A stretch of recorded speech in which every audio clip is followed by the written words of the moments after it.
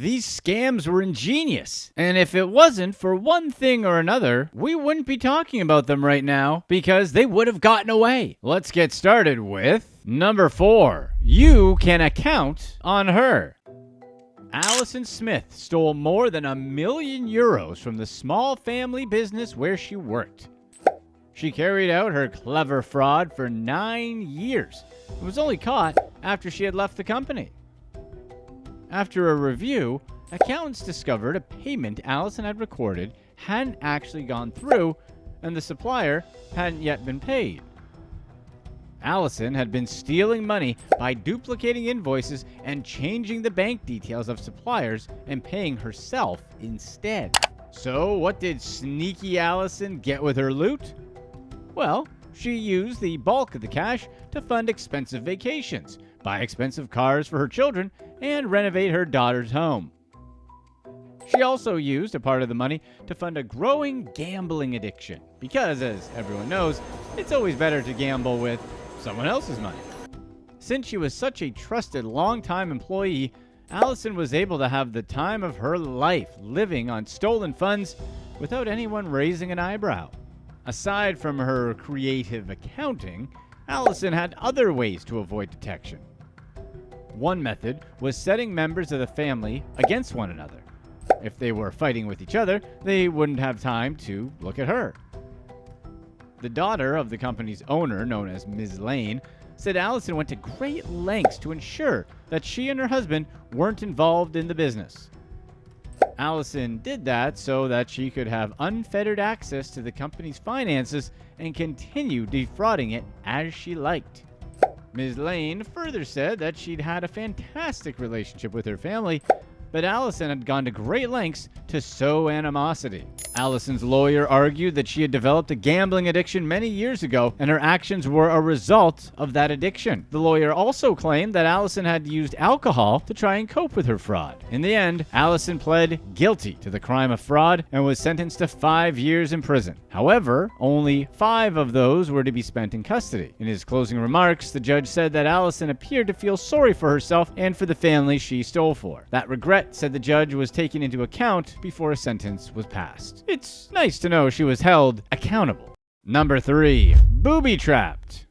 Dr. Ian Patterson is a breast cancer surgeon who was accused of carrying out damaging and unnecessary surgeries for over 15 years. Since the beginning of his career as a doctor, serious questions about Patterson's competency had been raised. In 1996, he performed what should have been a low-risk operation, but the patient almost didn't make it. Yet, he was still allowed to continue unquestioned, operating on hundreds of patients. Everywhere Paterson was employed, he brought with him a reputation for being difficult and stubborn. It was always his way or the highway, and his former employers often warned his new employers of his behavior. But the warnings went unheeded. Patterson eventually found himself at a hospital with a serious surgery waiting list problem. But this didn't faze our butcher doctor, as he often completed his surgeries in record time, which is something you always want to hear when getting surgery. Procedures that were supposed to take 2 hours took just 25 minutes, and in a year, he had dealt with over 350 cancer patients. He was like the Flash if the Flash had a medical degree and was into carelessly performing surgeries. Concerns about Patterson's methods eventually arose. One complaint that repeatedly came up was the amount of tissue Patterson left behind after performing a mastectomy. He once told a patient's husband that he did this intentionally as he wanted his patients to still have a bit of cleavage.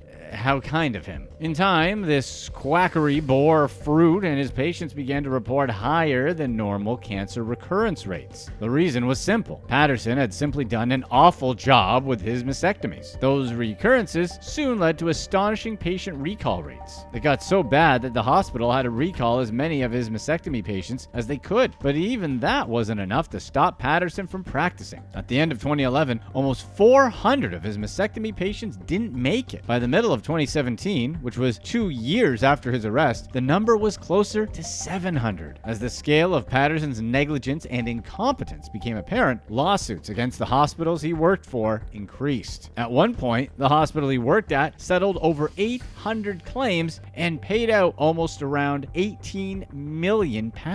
It wasn't left to be a civil matter either. The police soon launched an investigation into Paterson's private practice. Charges were brought against him, and he eventually had his day in court. In court, Paterson's victims had a lot to say about his behavior. Dr. Rosemary Platt told the court that Paterson had performed an unnecessary operation to remove her left breast. Others in court spoke about how he exaggerated the risks they faced to get them to acquiesce to surgery. According to a colleague, Paterson was falsely diagnosing patients with cancer on a larger scale. He didn't even perform a biopsy on many patients and would simply operate on them after the first consultation. Even in court, Paterson's behavior was less than ideal. He constantly antagonized his patients and even called one of them a slur. He also mouthed the words, "You're a liar," to another while she made her statement. One might wonder why Paterson's bosses at the hospital he worked at didn't notice his disturbing behavior. The truth is that the managerial class of the hospital was usually more concerned with target goals than with the performance of their doctors. Paterson, on the other hand, wasn't performing all these surgeries just because he was an awful person. He was also performing them because they made him more money. He spent the money he made from the surgeries on expensive properties around the world and expensive suits. He dined in Michelin-starred restaurants, drove an Aston Martin, and was treated like a celebrity at sporting events. He also bought a £1.25 million 8-bedroom Georgian mansion in Edgbaston and a vacation home in Florida with views over a private golf course. The decision of the court was straightforward. Paterson was convicted for over 17 counts of intentional injury and was jailed for 20 years. In the end, the evidence that convicted Paterson came from a whistleblower who'd been his colleague for over 10 years. The name of this colleague was Hemant Ingle. Dr. Ingle had been worried about Paterson's performance of unnecessary procedures and wrote letters outlining his quackery. He also raised concerns about questionable procedures in Paterson's presence. However, Paterson promised to get Ingle sacked if he continued to ask questions. Dr. Ingle's first batch of whistleblowing letters prompted an internal investigation that proved that Paterson was carrying out unnecessary procedures. However, the result of that investigation inspired no action from the hospital's management. Paterson also had a deal with the NHS where he took on excess patients and treated them privately. Dr. Ingle himself only knew the extent of the harm Paterson had caused when a few of the butchered doctor's patients were referred to him after his arrest. That's when Dr. Ingle made a comprehensive review of cases and discovered that Paterson was the patron saint of medical malpractice. The cases were so numerous that in the end, a compensation fund backed by the NHS Inspire paid out £37 million to around 750 patients. Number 2. Cupcake Capers.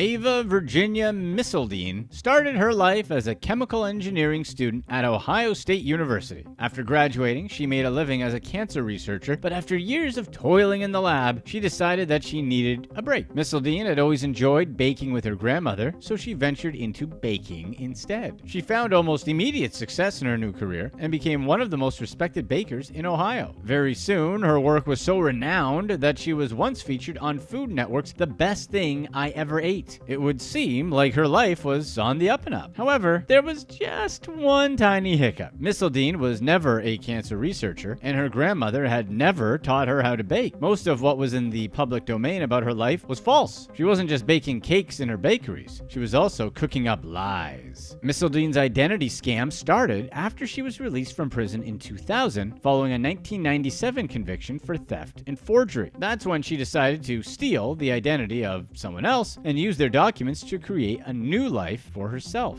Missildine started her fraud by getting an official Ohio State ID card in the name of her victim, Brie Bourgeois. Meanwhile, the real Brie Bourgeois had passed away back in 1979, not long after being born. However, Missildine didn't care. She took the ID card she'd acquired and then used it to get a social security card and a driver's license. To authenticate her claim that she was indeed Brie Bourgeois, Missildine also presented a copy of the original birth birth certificate and the names of her real parents, Jacques and Paula Bourgeois. After getting the documents that supported her lie, Missildine continued to live under her real name and that of Brie Bourgeois. In 2006, she obtained a driver's license under her real name, in addition to the license she already had under Brie's name. The next year, Missildine used her identity as Brie Bourgeois to get a job as a flight attendant for Columbus-based private charter service Jet Select. Missildine also got a student pilot certificate using the Brie Bourgeois name. In addition to that, she got a passport for Brie Bourgeois using her fake driver's license and a letter from the company she worked at. Despite walking such thin lies, Missildine didn't even stay out of crime. In 2007, she went to court as Brie Bourgeois for theft charges where she pleaded guilty. In the court papers, her home address was the same one she used for her legal Missildine driver's license. Then in 2014, at a bankruptcy hearing, Missildine's mask almost slipped. This bankruptcy was done under her real name Missildine, and in court, she was asked if she'd ever used the name Brie Bourgeois for anything. She replied that she'd only used the name for about 2 years and had used it 4 years ago. She also claimed that she was adopted and that Brie Bourgeois was her birth name. She argued that she only used Brie Bourgeois for a while until her adoptive family became upset about it. She wasn't adopted, and Brie Bourgeois was the name of a real infant that passed away at 18 weeks old. It almost seemed like Missildine would never be caught and that she would get away with everything. But then the pandemic happened. As the pandemic progressed and loans became available for business owners, Missildine saw one more opportunity to scam the government. She applied for Paycheck Protection Program funds using both her real name and her fake name. Since she had updated documents for both names, she was able to apply for the two identities at once. Missildine listed various businesses, including ones that had closed down, as establishments that required paycheck protection funds. In the end, she received up to $1.5 million in government loans that were eventually forgiven. Missildine, as one could expect, didn't use these monies to pay employees. She used them to purchase real estate. She purchased a $650,000 home adjacent to Zion National Park in Utah and also acquired a $330,000 spread in Michigan. Missildine thought she would never get caught. She was very wrong. Missildine's fraud unraveled totally in 2021 when she tried to apply for a new passport as Brie Bourgeois. She made the mistake of listing Missildine's email address instead of a separate Brie Bourgeois one on her application. Internal systems flagged the application and investigators soon found her out. She was arrested and charged with passport fraud, social security number fraud, aggravated identity theft, and fraud in connection with major disaster or emergency benefits. She faces up to 30 years in prison if convicted. Number 1. James Zhang, Bitcoin King. The U.S. Department of Justice seized around $3 billion in stolen Bitcoin from the residence of James Zhang. Zhang stole the Bitcoin from Silk Road, an illegal dark web marketplace for every kind of contraband. Silk Road was first opened in 2011 and closed down in 2013. To steal the Bitcoins, Zhang created 9 fraudulent accounts on Silk Road and funded each with anything from 200 to 2,000 Bitcoins. He then triggered over 140 transactions in rapid succession on the market, which then tricked the market's online systems to release up to 50,000 Bitcoins to Zhang's accounts. As soon as he got the Bitcoins, Zhang transferred them all to accounts under his control. Zhang had his crypto like a 12-year-old kid hiding his dirty magazines. Police found a computer submerged under blankets in a popcorn tin in a bathroom closet holding $3 billion.